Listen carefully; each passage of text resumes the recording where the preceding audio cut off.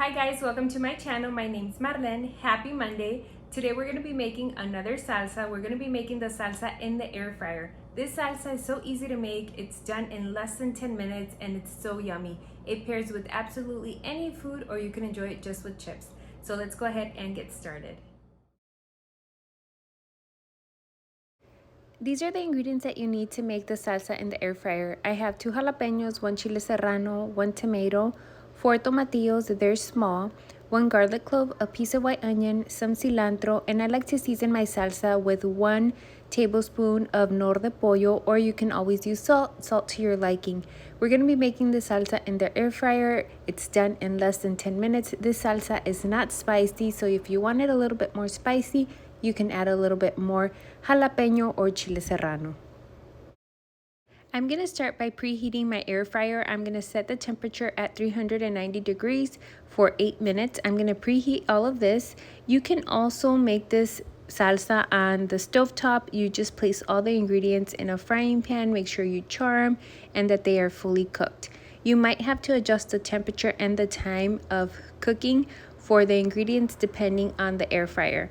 Once the air fryer is done preheating, I'm going to add my ingredients to the air fryer. Once I'm done adding all the ingredients in the air fryer, I like to spray a little bit of oil.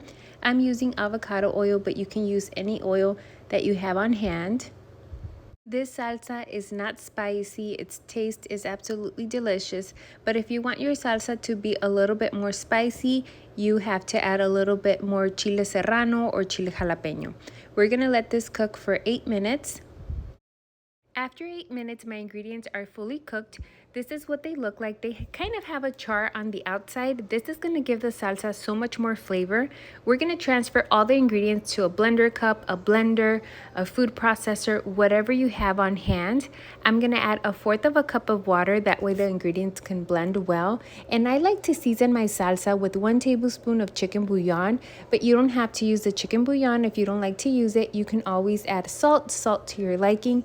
We're also going to add a little bit of cilantro. This is going to give the salsa some freshness. This salsa is absolutely delicious, and as you guys can see, it's so easy to make.